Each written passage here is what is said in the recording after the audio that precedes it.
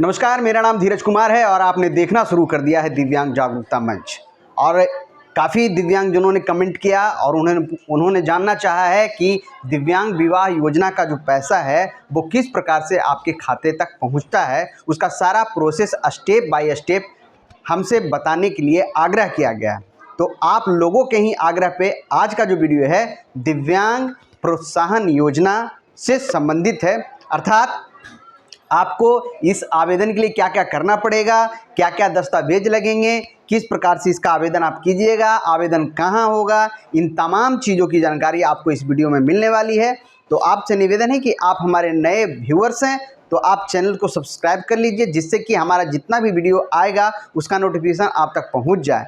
और मैं चाहूँगा कि आप जो है वीडियो को ज़्यादा से ज़्यादा शेयर कीजिए, जिससे कि हमारे दिव्यांगजनों को काफ़ी फ़ायदा हो सके। आइए बिना देर किए हुए वीडियो को शुरू करते हैं। और आज जो हम बात करेंगे, जो कि आप स्क्रीन पे देख रहे हैं, यहाँ पर लिखा हुआ है कि ये जो है मुख्यमंत्री निःशक्त जन विवाह प्रोत्साहन अनुदान योजना, इसको आप इस प्रकार से भी बोल सकते हैं दिव्यांग विवाह प्रोत्साहन योजना, इसको आप इस प्रकार से भी बोल सकते हैं दिव्यांग विवाह योजना।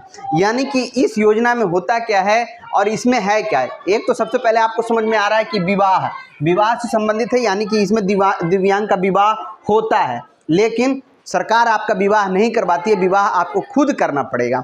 और विवाह करने के लिए सबसे पहले ज़रूरत है कि आप अपने घर में जो है अपने परिवार को बोलिए कि वो आपके लिए एक लड़का या एक लड़की का जो है चुनाव करें, जो आपका जीवन साथी बन सकेंगे। अब आइए अब बात शुरू करते हैं कि इस योजना के अंतर्गत आपको लाभ कितना का मिलेगा। तो इसको थोड़ा सा पहले आप समझ लीजिए, जिससे कि आपको मोटिवेशन मिलेगा कि वीडियो देखना हेल्पफुल होगा या नहीं होगा। क्योंकि जब तक आपको इसमें राशि नहीं समझ में आएगा तब तक आप इस पर काम नहीं कीजिएगा। तो सबसे पहले मैं आपको बताता हूं कि देखिए, शादी होने के लिए एक बॉय यानी कि एक लड़का और एक लड़की की आवश्यकता होती है।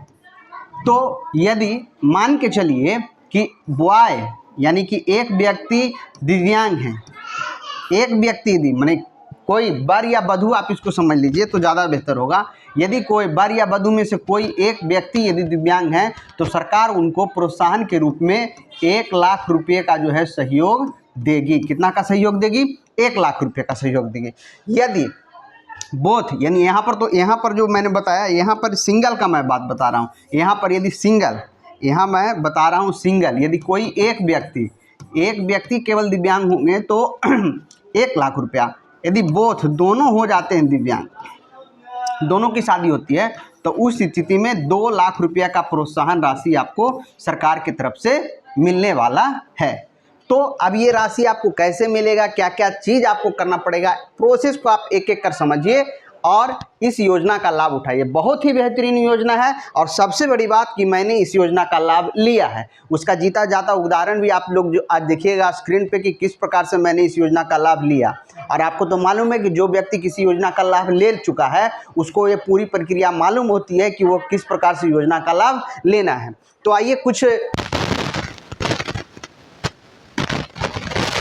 क्लियर हो जाएगा। सबसे पहले कि आपने देख लिया कि आपका 40 होना चाहिए, उम्र जो है लड़का का वो 21 वर्ष और जो लड़की का उम्र होगा, महिला का जो उम्र होगा वो 18 वर्ष।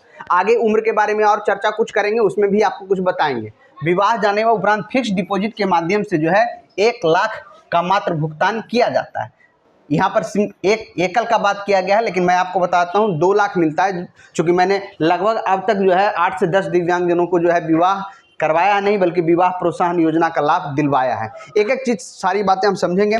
चलिए कुछ इमेज से हम आपको जोड़ रहे हैं। तो पहला इमेज आप देख रहे हैं, इसमें मैं हूँ, तो इसलिए मैंने आपको इस इमेज को दिखाया कि जब आप हमको देखिएगा तो आपको थोड़ा सा मोटिवेशन मिलेगा कि कहीं ना कहीं धीरज सर जो है इस योजना का लाभ लिए हैं, कैसे लिए हैं, तो इनको पुख्ता जानकारी होगा और आपको भी काफ़ी मज़ा आएगा इस वीडियो में, चूँकि कुछ इंटरेस्टेड इमेज भी आप देख रहे हैं। तो ये जो बात है 2019 की, 2019 में जो है हमने इस योजना का लाभ लेने के लिए सामाजिक सुरक्षा कोषांग, मैं आपको ये भी बताना चाहूँगा सामाजिक सुरक्षा कोषांग के अंतर्गत ही इस योजना का लाभ दिया जाता है। लेकिन अब थोड़ा सा बदलाव हो गया, अब जो है दिव्यांग जो है सशक्तिकरण निदेशालय इकाई जिला को बना दिया गया। पहले सामाजिक सुरक्षा कोषांग के अंतर्गत जो है इसका लाभ मिलता था, सामाजिक सुरक्षा के अंतर्गत। उसी में जो है ये जो इमेज है 26 जनवरी का है 2019 का जब ये जो है लॉन्च हुआ था। आपको एक चीज़ और मैं आपको बता दूं, सबसे पहले आपको बता दूं कि इस योजना का जो शुभारंभ हुआ था वो वर्ष 2016 में हुआ था। कब हुआ था?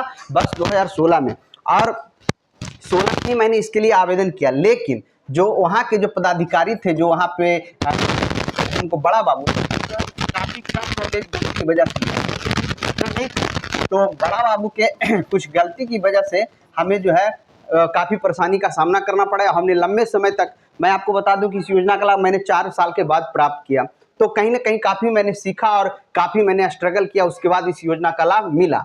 तो बड़ा बाबू से क्या गलती हुई आगे हम चर्चा करेंगे, लेकिन फिलहाल आपने देख लिया, ये उसी समय का झांकी का फोटो है। हमसे बोला गया कि आप इसका झांकी भी कर दीजिए, क्योंकि आपको इस योजना का लाभ मिलना है। तो हम थे और हमारे मित्र लोग थे, इस तरह का हम लोगों ने ये काम किया। इस इमेज में भी देख रहे हैं कि मैंने झांकी किया। और सबसे बड़ी बात कि यह जो झांकी हम लोग को हुआ, इस झांकी में जो है हम लोगों ने प्रथम प्राइज हासिल किया, हम लोगों को प्रथम पुरस्कार मिला इस झांकी को, जिसके जो कि नालंदा के जो हमारे डीएम महोदय थे उस समय, उनके द्वारा जो है प्रथम पुरस्कार सामाजिक सुरक्षा कोषांग को दिया गया। अब जो है, अब हम चलते हैं एक एक प्रक्रिया। ये तो थोड़ा सा मैं आपको मैंने बता दिया। अब जो है, अब हम आगे बढ़ते हैं। तो सबसे पहले इस योजना का लाभ लेने के लिए सबसे पहला काम करना पड़ेगा,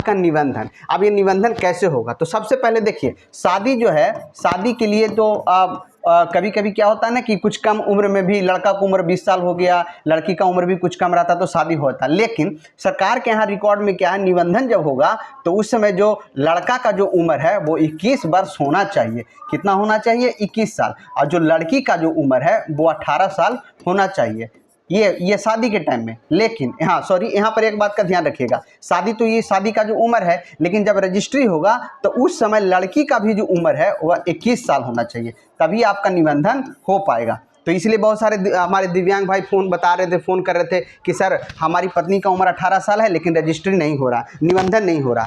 उनको मैं बताना चाहूँगा कि जब निबंधन होने के समय उनका जो उम्र है वह 21 साल होना चाहिए। अब आपका निबंधन होगा तो निबंधन के समय आपको क्या करना पड़ेगा? तो एक बात का पूरा ख्याल रखिएगा कि आपका जो निबंधन होगा वो आपके अनुमंडल, माने आप जिस अनुमंडल में पढ़ते हैं उसी अनुमंडल में आपका यह निबंधन होगा। यानी कि हर चीज़ का आपका जिस अनुमंडल में आपका जो रजिस्ट्री ऑफिस होता है, तो आप जिस अनुमंडल में उसी में आपका रजिस्ट्री होगा, चाहे ज़मीन का हो या मकान का हो या ये शादी वाला हो। तो ये जो करते हैं कौन? विशेष विवाह पदाधिकारी करते हैं। तो आपके अनुमंडल में होगा। अब अनुमंडल में आप जाइएगा तो सबसे पहले आपको करना पड़ेगा, कोर्ट में आपको क्या करना पड़ेगा? 3 गवाह का जरूरत पड़ेगा। 3 गवाह का, कितने गवाह का जरूरत पड़ेगा? 3 गवाह का। अब 3 गवाह का फिर उसका आधार कार्ड होना चाहिए। कितना होना चाहिए? आधार कार्ड। तो बहुत सारे दिव्यांगों ने पूछा कि सर ये 3 गवाह कहाँ के होंगे, ससुराल पक्ष के होंगे कि घर पक्ष के? मतलब कि ये देखना पड़ेगा लड़की के तरफ के होंगे या लड़का के तरफ से होंगे गवाह। तो मैं आपको बताना चाहूँगा कोई ज़रूरी नहीं है, 1-2 आप लड़का की तरफ से, लड़की की तरफ भी रख लीजिए, एक लड़का की तरफ से, या 2 इधर से रखते हैं तो एक इधर से भी रख सकते हैं। एक इसमें ये ध्यान रखिएगा कि आपका 3 में से एक के गवाह आपका घर का होगा।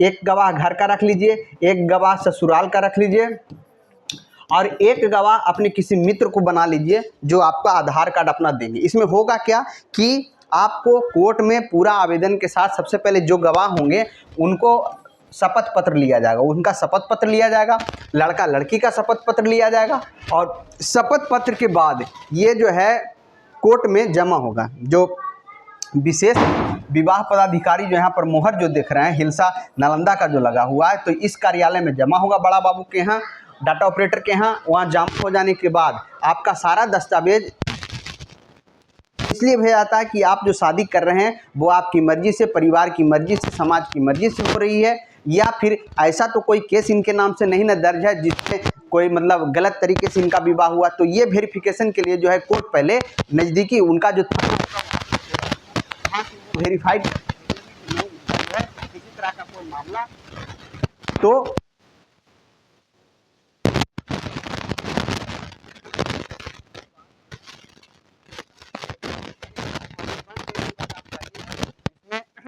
तीनों गवाह साथ में आपके जाएंगे। जब आप फॉर्म जमा करने जाइएगा उस समय गवाह का रहना कोई जरूरी नहीं है, लेकिन जिस दिन आपको ये प्रमाण पत्र मिलेगा, आपका जो ये सर्टिफिकेट मिलेगा, मैरिज सर्टिफिकेट मिलेगा, उस दिन आपको पति पत्नी के साथ यानी कि लड़का लड़की के साथ तीन गवाह जिसको बनाए, तीनों गवाह को किसके सामने प्रस्तुत होना है? तो प्रस्तुत होना है विशेष विवाह पदाधिकारी के सामने। वो पदाधिकारी महोदय क्या करेंगे?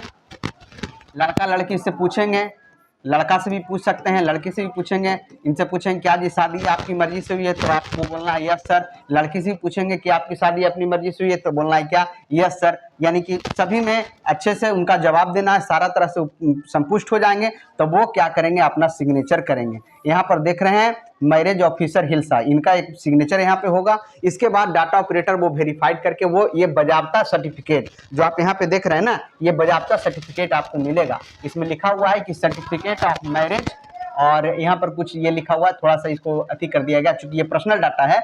उसके बाद यहाँ पर पूरा वेरीफाइड करके यहाँ पर लड़का का फोटो, यहाँ पर लड़की का फोटो रहता है। उसके बाद यहाँ पर तीन को गवाह रहते हैं जिनका सिग्नेचर है, और यहाँ पर लड़का का सिग्नेचर और यहाँ पर लड़की का सिग्नेचर होता है। इस तरह से करके ये मैरिज सर्टिफिकेट पूरा तरह से कंप्लीट होता है। इसमें आपका ये कोर्ट का बजाबता मोहर रहेगा, और इसमें जो ऑफिसर रहते हैं विशेष विवाह पदाधिकारी उनका मोहर रहेगा। तो इस तरह से ये आपका बन गया क्या? Marriage certificate. तो आपका पहला मैरिज सर्टिफिकेट आपका बन गया। तो अब उसके बाद अब आपको कौन सा डॉक्यूमेंट्स का जरूरत पड़ेगा उस पर अब हम चर्चा करते हैं। तो सबसे पहले ये तो हो गया पहला दस्तावेज, आवश्यक कागजात, आवश्यक दस्तावेज। एक नंबर में मैंने अभी आपको बताया कि विवाह प्रमाण पत्र। अच्छा बोलिए कि गलती कहाँ हुआ था? जो हम अभी कुछ वीडियो में पहले कुछ बताया कि उसमें बड़ा बाबू से मिस्टेक हो गया। तो बड़ा बाबू से मिस्टेक क्या हो गया था? उन्होंने कहा कि हम जो मैरिज सर्टिफिकेट बना के दिए थे, विवाह प्रमाण पत्र, हम नोटरी से दे दिए थे। कहाँ दिए थे? नोटरी से। तो नोटरी वाला मान्य नहीं होता। कोर्ट में दो शपथ पत्र बनाता है, एगो नोटरी रहता है, एगो स्पेशल रहता है। तो ये नोटरी से बना के दिए थे, इसका मान्य नहीं था। यही वाला प्रमाण पत्र हम दे दिए थे। बाद में जब जांच में पकड़ाया तो बोले कि नहीं, नोटरी वाला नहीं बना हुआ चाहिए, जो विशेष विवाह पदाधिकारी से जो बना हुआ है वही वाला आपसे चाहिए। यही वाला मिस्टेक हो गया था बड़ा उसी, जिसमें हमको फिर क्या लग गया था?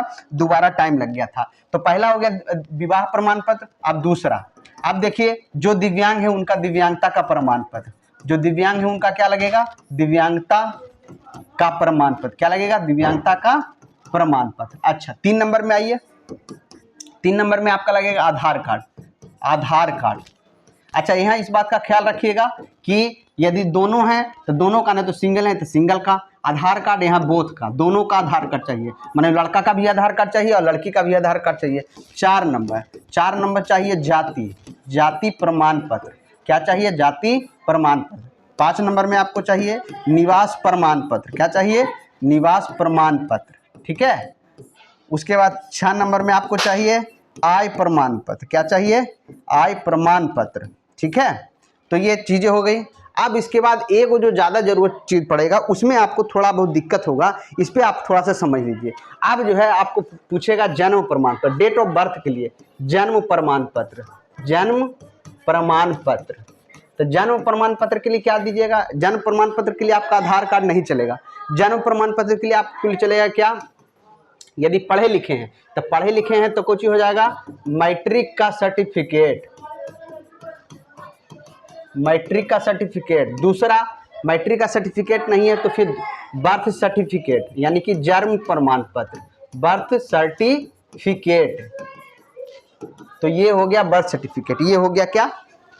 जन्म प्रमाण पत्र के लिए। और ऊपर में मैंने एक चीज लिखी दिया कि विवाह प्रमाण पत्र, मैरिज सर्टिफिकेट। फिर से एक बार रिकॉल, मैरिज सर्टिफिकेट, दिव्यांगता का प्रमाण पत्र, आधार कार्ड, जाति प्रमाण पत्र, निवास प्रमाण पत्र, आय प्रमाण पत्र और जन्म प्रमाण पत्र के लिए आप मैट्रिक सर्टिफिकेट या बर्थ सर्टिफिकेट। इसके बाद फिर अब आपको क्या करना है कि गवाह के बारे में बताइए दी, वो तो आपको पहले ही जरूरत पड़ जाएगा। इसके साथ आपको ज्वाइंट फोटो पड़ेगा, माने दोनों का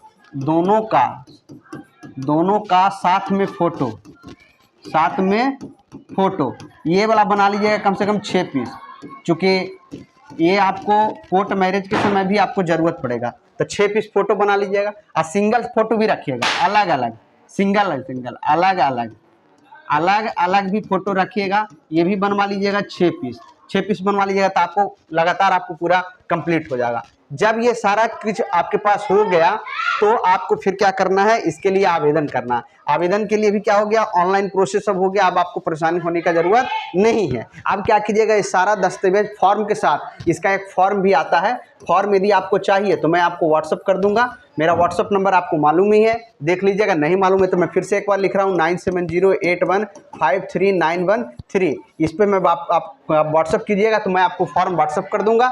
उस फॉर्म को भर के आपको जिला कार्यालय, कहाँ जमा करना है, जिला कार्यालय में फिर से एक बार, जिला कार्यालय में आपको जमा करना है। कहाँ जमा करना है, जिला कार्यालय में। ये जिला कार्यालय में कहाँ, जिला कार्यालय में तो बहुत सारे कार्यालय होंगे, तो ये आपको जमा करना है कोचिंग जिला दिव्यांग जन सशक्तिकरण,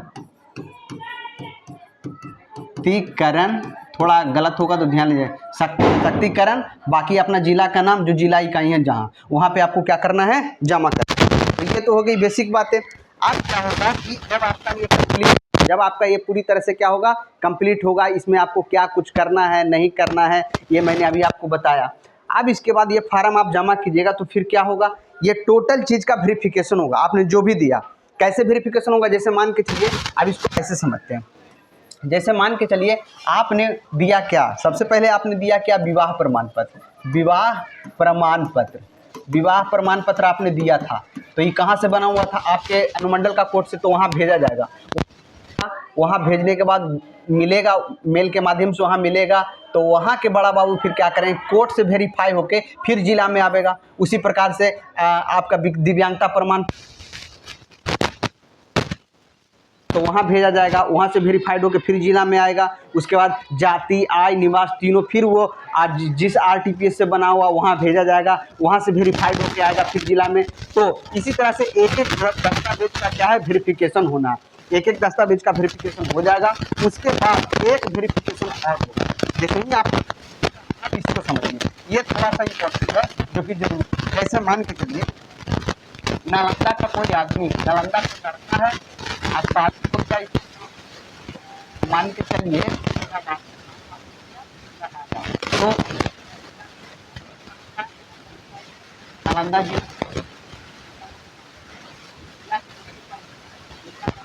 जो प्लस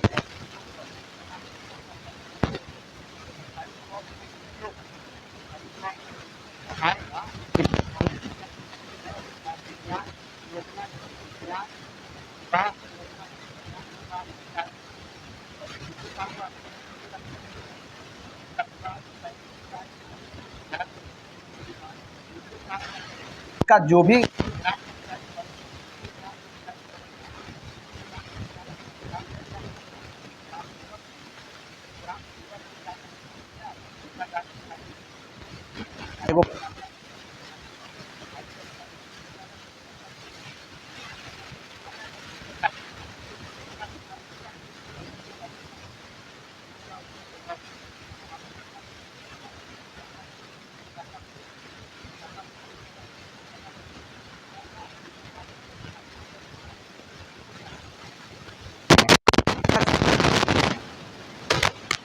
पूरी तरह से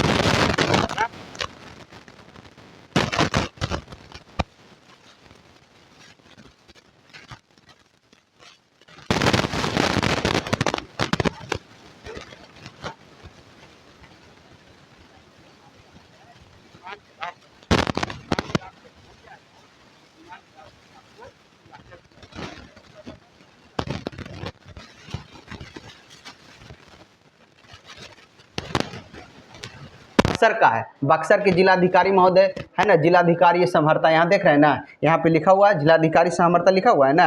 हाँ, तो जिलाधिकारी समहर्ता का आप देख रहे हैं, तो यहाँ से इनके ही अथी से जो है यह देखिए ये बॉन्ड पेपर मिल रहा है। ये जो है हमारे जिलाधिकारी महोदय हैं बक्सर के, और ये देखिए दोनों दिव्यांग दंपति हैं जिनको यहाँ पर देखिए चेक मिल रहा है। तो इनमें क्या है कि एक दिव्यांग है, तो यहाँ पर इनको कितना का चेक मिला है, 1 लाख का चेक मिला है। कितना का चेक मिला है, 1 लाख का मिला है। उसी प्रकार से और आगे देखिए, ये देखिए इनमें इनकी पत्नी दिव्यांग हैं या दोनों में से कोई एक होंगे, तो इनको भी क्या मिला है, 1 लाख का चेक मिला है, 1 लाख का बॉन्ड पेपर। अच्छा, ये बॉन्ड पेपर को भी समझिए, ये बॉन्ड पेपर ऐसा नहीं है कि मतलब आज मिला और कल भंजा लिए। इसके बारे में भी आपको बता देते हैं, जब आप देखिए रहे तो थोड़ा सा बढ़िया से आप इसको समझ लीजिए। इसमें करना क्या, जैसे ये बॉन्ड पेपर आपको मिला, तो ये बॉन्ड पेपर जो है आप जिस बैंक से आपका बॉन्ड पेपर बना है उस बैंक में जो है, उस बैंक में 3 साल के लिए रहेगा। कितना साल के लिए रहेगा, 3 साल के लिए रहेगा। आपको सर ये 3 साल बड़ी टाइम ले लिया, तो टाइम इसलिए लिया है कि मान के चलिए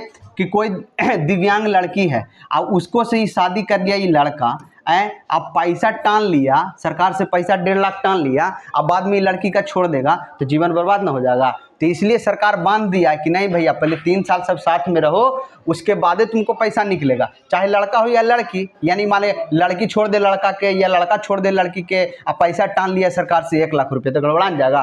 तो इसीलिए सबसे पहले क्या किया सरकार की, बैंक में ही पैसा 3 साल रहेगा। अब 3 साल के बाद जैसे अब मान के चलिए 1 लाख आप लिए हैं, तो बाई इंटरेस्ट यानी कि 1 लाख के बाद आपको 6% के साथ वो आपको पैसा लौटाती है। यानी कि 1 लाख यदि आप जमा कीजिएगा ना, 1 लाख यदि आपके अकाउंट में वहाँ जमा है, मैंने बॉन्ड पेपर 1 लाख का जमा हुआ है, तो 1 लाख का आपको मिलेगा 1,16,000। कितना मिलेगा, 1,16,000। तो ये भी तो बढ़िया गया, आप ही का पैसा ना बढ़ गया जी। 1 लाख था तो 1,16,000 मिल रहा है 3 साल के बाद, तो 16,000 का फायदा हुआ ना। पैसा घर में आता तो खर्च होता, तो ये 1,16,000 करके मिलेगा। अब दोनों दंपति दिव्यांग हैं तो उनको कितना मिलेगा, 2 लाख मिलेगा। कितना मिलेगा, 2 लाख मिलेगा। अब 2 लाख के बाद वो कितना होगा, तो इसके हिसाब से जोड़ लीजिए, तो 16 दूनी 32, यानी कि 2,32,000 रुपया उसको कितना 3 साल के बाद मिलेगा। आज 2,32,000 हम लगभग 3 दिव्यांग को दिलवा दिए हैं। 2,32,000 3 दिव्यांग को दिलवाए हैं। आई 1,16,000 वाला में लगभग 5 दिव्यांग हैं जिनको हम दिलवाए हैं, 5 दिव्यांग।